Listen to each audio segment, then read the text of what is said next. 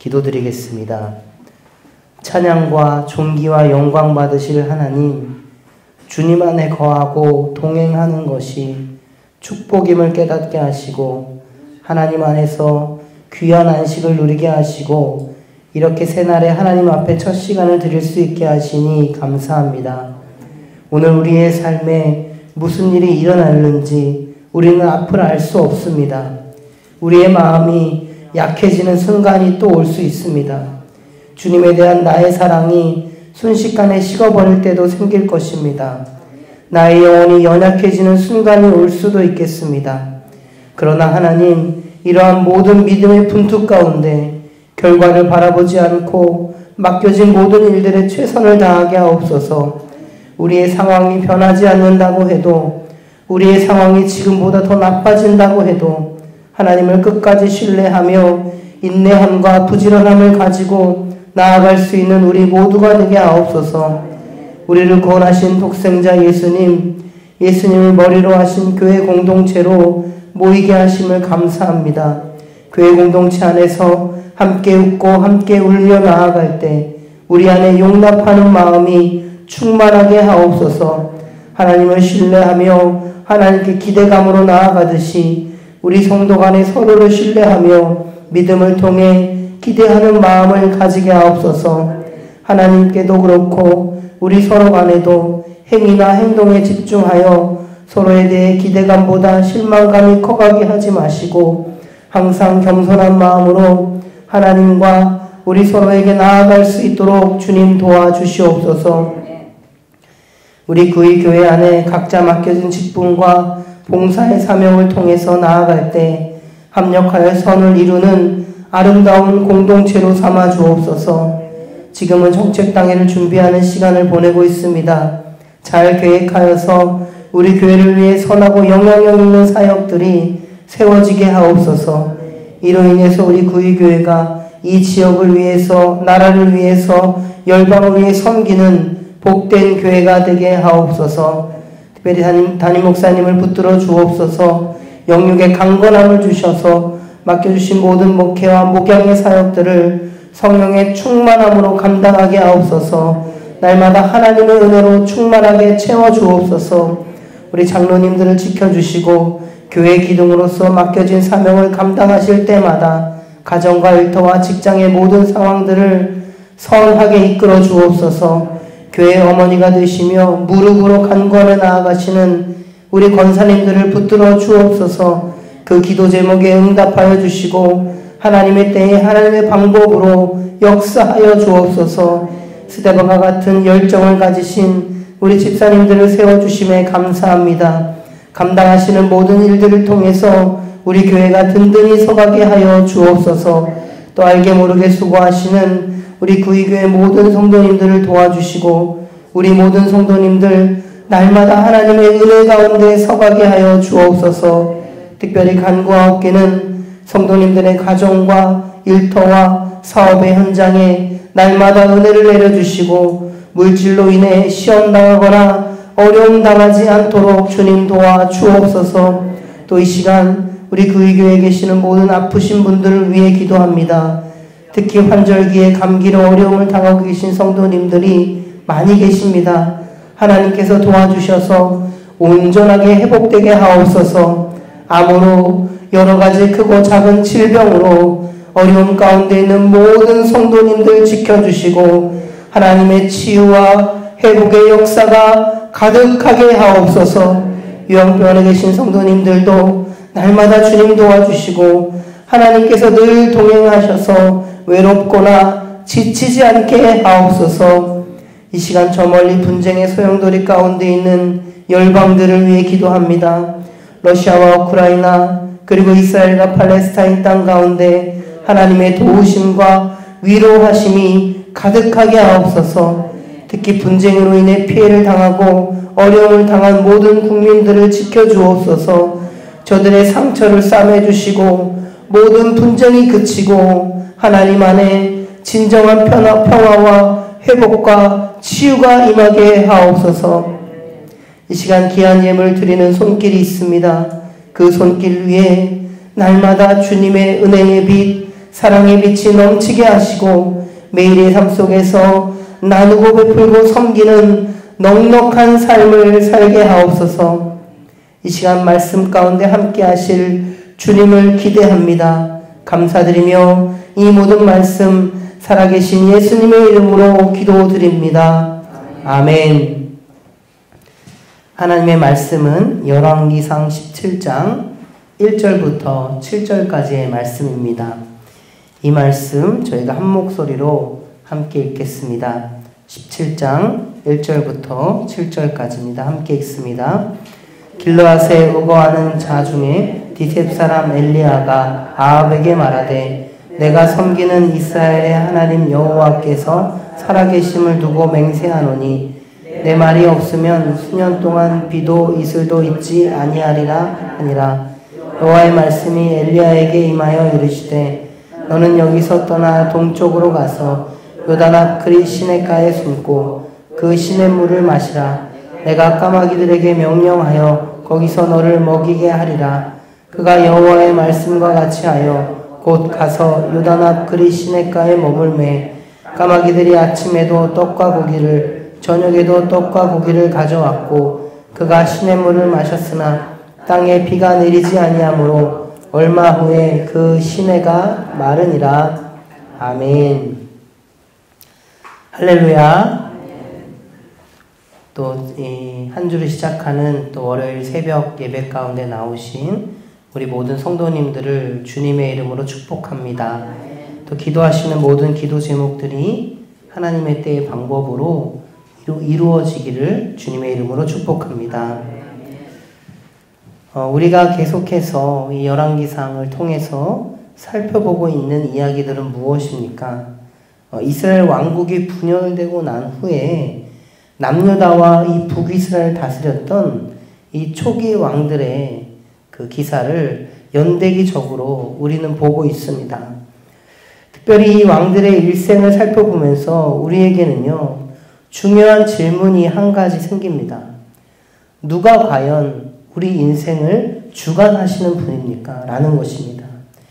여러분, 왜 이게 중요한 질문이냐면 왕들의 연대기를 보면 두 가지 기준이 나오는데 여호와 보시기에 정직하게 그리고 여호와 보시기에 악하게라는 기준입니다. 즉 하나님 보시기에 정직한 왕들이 있었다는 것과 또 여호와 보시기에 악한 왕들이 있었다는 것입니다. 그래서 이 첫 번째 제가 드린 이 중요한 질문을 통해서 우리는 어떤 것을 알 수 있습니까?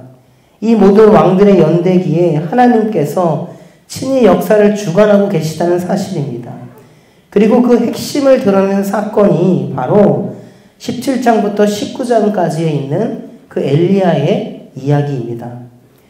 여러분, 왕들을 소개하는 이 중간에 이 엘리야 이야기를 통해서 이스라엘 백성들에게 그 질문, 누가 과연 인생의 주관자가 되시는가라는 질문에 해답을 주고 있다는 것입니다. 여러분, 엘리야의 이야기의 중심에 등장하는 왕은 아합 왕입니다. 그는 여호와 보시기에 악한 왕이고 여로보암의 죄를 따라 행하는 것을 아주 가볍게 여기는 왕입니다. 그래서 그는 우리가 잘 아는 그 이세벨을 부인으로 삼고 바알과 아세라를 섬기고 그 우상을 만들어서 우상 숭배에 더욱 박차를 가합니다. 근데 여러분, 세상적으로 평가하면 아합 왕의 나라는요, 정치적으로 경제적으로 전례 없이 번영하였고 이 국제적으로도 안정된 나라였습니다. 마치 이 북이스라엘의 여로보암 왕의 시대처럼 말입니다. 결국 열왕기상의 왕의 역대기에서 드러나는 것은 하나님의 나라가 이 세상 나라와는 다르다는 것입니다. 어떻게 다른가? 바로 그 질문, 누가 우리의 인생을 주관하시는가에 대한 것입니다. 여러분, 이스라엘이라는 나라는 처음 시작되었던 동기가 인간의 욕심으로 생겨난 것이 아닙니다. 그 동기는 바로 하나님의 언약에서부터 출발했습니다. 그리고 그 언약은 많은 구약의 인물들을 통해 이루어져 왔고 지금 이스라엘이라는 이 한 나라를 세우게 됩니다. 하나님께서는 특별히 이 다윗 왕과의 언약을 세우시고 그 언약을 통해서 그 이스라엘이라는 나라에게 복을 주시기를 원하셨습니다. 그리고 그 근거는 하나님의 말씀에 순종했을 때의 일입니다. 결국 인간의 욕심이 아닌 하나님의 언약으로 시작된 그 이스라엘임을 다시 드러내려고 회복시키려는 시도가 우리가 계속 읽어나가는 그 왕들을 통해서 나타나게 됩니다. 그리고 그 신학의 핵심이 바로 오늘 우리가 읽었던 그리고 앞으로 읽게 될 열왕기상 17장부터 19장에 있는 이야기입니다. 특히 여러분, 우리는 이 말씀을 읽어나갈 때에 중요한 것이 있습니다. 우리는 이 본문을 대할 때 그 엘리야가 행하는 기적에만 치우칠 때가 많이 있습니다. 그런데 이 본문을 통해 말하고자 하는 것은 하나님의 언약과 그에 대한 우리의 믿음에 대해서 이야기를 하고 있습니다. 결국에 하나님의 나라에 대해서 이야기하는 것입니다. 그리고 그 하나님 나라와 대적이 되는 것이 바로 당시 우상으로 여기는 그 세상의 나라입니다. 여호와 보시기에 악한 이 북이스라엘과 남유다 왕들이 이 돌아가려고 하는 것은 바로 그 우상들, 그 세상들입니다. 우리는 어려울 때 하나님 나라의 중심이 하나님의 언약과 믿음으로 나아가기보다는 어떻게든 해결점이 있고 무언가 보상이 있고 우리가 성취할 것들이 있는 그 저 세상의 나라로 간다는 것입니다. 여러분, 신약에 보면 마가복음의 그 저자인 마가는요, 14장에 보면 알몸으로 도망쳤다고 기록하고 있습니다. 여러분, 왜 그가 도망쳤습니까? 예수님께서 어떤 분인지에 대해서 이 자신이 생각했던 그리스도가 예수님이 아니기 때문에 두려워서 그 알몸으로 도망친 것입니다. 예수님에 대해서, 하나님 나라에 대해서 그 무지를 드러낸 일이죠. 그리고 이 마가가 예수 그리스도의 그 십자가와 부활을 그 몸소 경험하고 자신에게 있는 그 죽음이 전부가 아님을 깨닫고 예수님을 나의 구주로 믿고 제자의 삶을 살게 되었고 이 마가복음을 기록하게 된 것입니다. 여러분, 제가 이 열왕기상의 이야기를 하다가 왜 갑자기 이 신약의 이야기를 한 것입니까? 바로 당시 이스라엘 왕들이 진정한 하나님 나라를 바라보지 못했기 때문에 그렇습니다. 자신이 그렸던 그 하나님의 모습이 실제 하나님의 모습이 아니었기 때문에 그렇습니다. 그래서 그들은 어디로 눈을 돌리게 되는 것입니까? 바로 보여지는 나라, 그 바알과 그 아세라와 같은 그 우상으로 그들의 눈이 돌아가고 있다는 것입니다. 여러분, 오늘 본문 1절을 보시면 길앗에 우거하는 자 중에 디셉 사람 엘리야가 아합에게 말하되 내가 섬기는 이스라엘의 하나님 여호와께서 살아계심을 두고 맹세하노니 내 말이 없으면 수년 동안 비도 이슬도 있지 아니하리라 라고 기록되어 있습니다. 여러분, 이 당시 북이스라엘의 상황은 종교적으로 많은 우상들을 섬기는 상황입니다. 하나님의 관점으로 보면요, 신앙의 암흑기라고 할 수 있습니다. 암흑기 시대에서 하나님을 섬기고 하나님의 나라를 바라보며 살아가는 엘리야가 있다는 것입니다. 여러분, 엘리야의 이름은 잘 아시다시피 나의 하나님이라는 뜻입니다. 엘리야는 그 이름 그대로 아합 왕과 그 아시아 왕의 통치 시기에 자신의 이름에 담겨진 그 이상을 구현하는데 온 생애를 바쳤습니다. 그가 1절에 선포할 때 그는 하나님을 자신이 섬기는 하나님이다 라고 고백하고 있습니다. 여러분, 섬기다라는 그 히브리어 동사는요, 서다라는 단어에서 시작합니다. 그가 서 있는 곳이 어디입니까? 바로 하나님 앞에 서 있는 것입니다.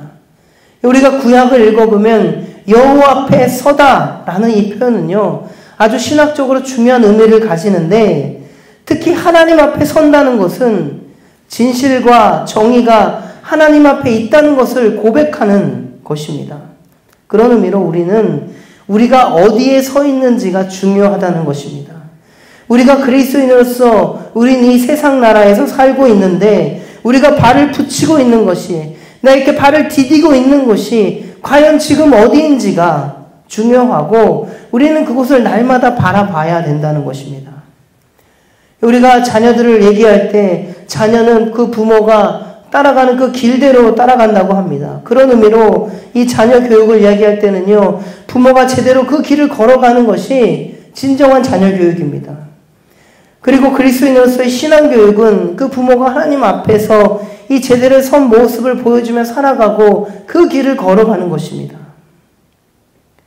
또 1절에서 이스라엘 하나님 여호와께서 살아계심을 두고 맹세한다고 기록하고 있습니다. 여러분, 우상 숭배가 그 현실의 상황임에도 불구하고 그 엘리야 선지자는 이스라엘 백성이 믿고 따르며 순종해야 할 대상은 헛된 우상이 아니라 여호와 하나님이라는 사실을 1절에 상기시키고 있습니다. 그리고 그 하나님의 말씀이 없으면 비도 이들도 이슬도 수년 동안 내리지 않는다고 선포합니다. 여러분, 이 말씀은요, 이는 땅에 비를 내려서 만물에게 생명을 공급하시는 분이 그 당시 섬기는 바알과 아세라가 아니라 우리 하나님 여호와 하나님이라는 그 사실을 그 엘리야가 드러내고 있습니다. 모든 대세가 우상을 숭배하고 그 핵심의 중심에 있는 그 아방 앞에서 이런 이야기를 한다는 것, 그 대세 앞에서 이런 이야기를 한다는 건 정말 엘리야는 죽을 각오를 하고 이야기를 하는 것입니다. 이전에 여호와의 말씀이 엘리야에게 임하여 엘리야는 어디로 나아갑니까? 요단 앞 그리 시냇가로 숨게 됩니다. 왜냐하면 그 아합 왕이 그 엘리야를 해하려고 찾았기 때문에 그렇습니다. 여러분, 하나님께서는요, 자신의 백성들이 어려울 때 피난처를 제공하시는 하나님이십니다. 여러분, 그래서 이런 고백이 있습니다. 하나님은 우리의 피난처시오 힘이시니 환난 중에 만날 큰 도움이시라. 그리고 이 요단 앞 그리 시냇가는요, 사람들이 발길이 뜸했던 오지일 것으로 추측하고 있습니다. 그래서 엘리야가 숨기에는 아주 적절한 장소입니다. 그리고 이곳은 우기에는 시내를 이루지만 건기에는 물이 말라버리는 와디라고 불리는 이 지역으로 볼 수 있습니다. 그곳에서 엘리야는 떡과 고기를 제공받았습니다. 자신을 죽이려고 하는 그 아합왕과 그 이세벨 그 여왕 앞에서 그 엘리야는 그 누가 진정한 생명의 공급자임을 선포하는 이 거대한 영적 싸움, 우리가 앞으로 살펴볼 그 본문 앞에 나아가게 되는 그런 대단한 그 영적 싸움 앞에서 하나님의 인도하심을 받으면서 누구도 살 수 없는 그 척박한 곳에서 하나님께서 주시는 그 떡과 고기로 그의 이름에 걸맞게, 나의 하나님이란 그 이름에 걸맞게 그 영적인 훈련을 하고 있는 것입니다.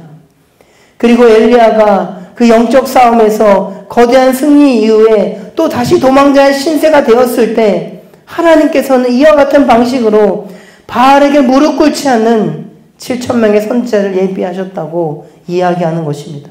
아합 왕은 그 엘리야가 실패할 것이라고 생각하지만 엘리야의 모든 사건들을 통해서 하나님께서 진정으로 승리하실 것이다 라는 것을 오늘 말씀에 그 전조를 드러내고 있는 것입니다.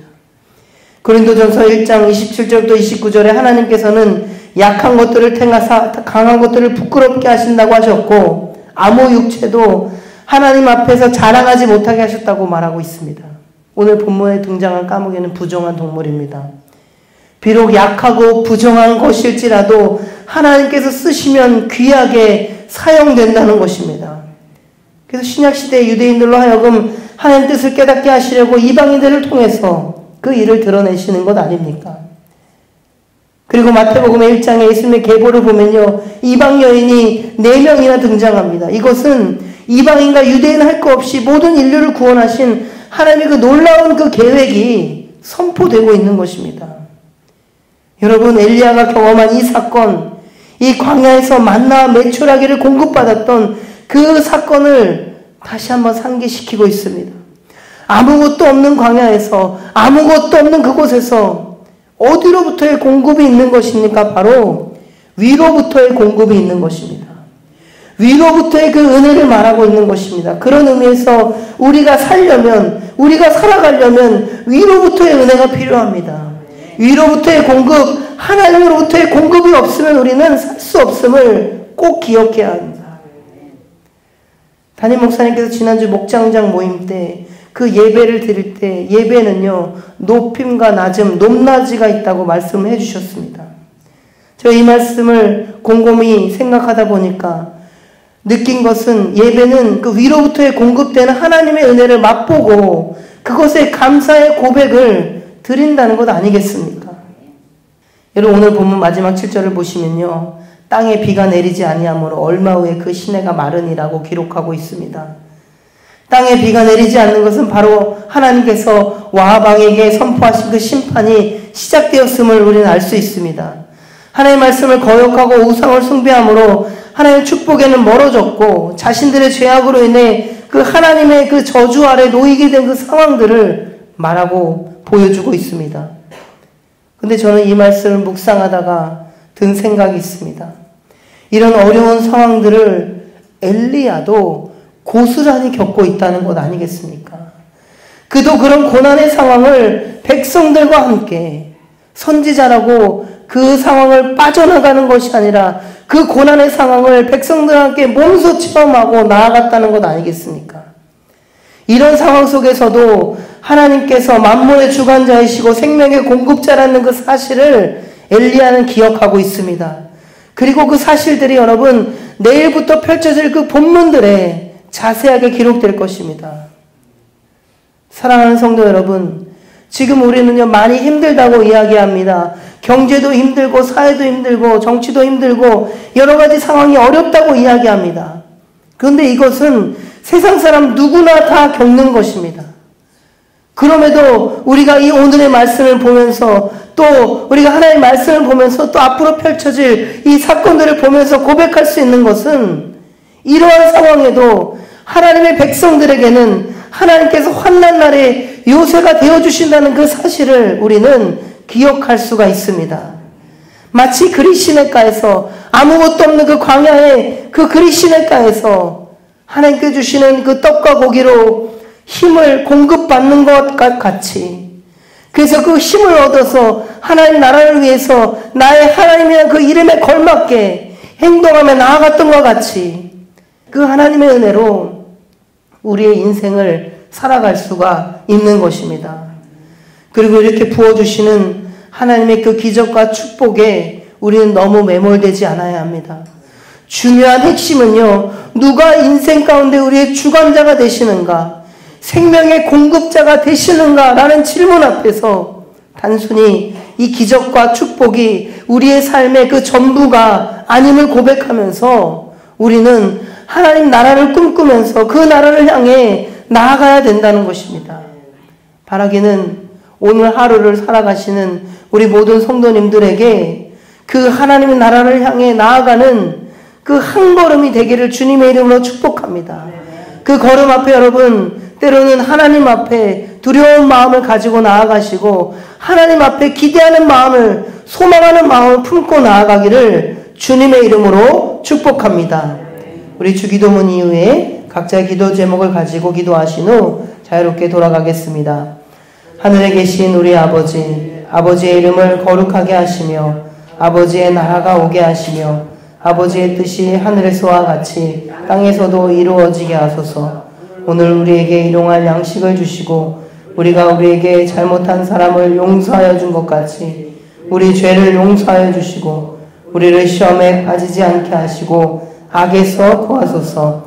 나라와 권능과 영광이 영원히 아버지의 것입니다. 아멘.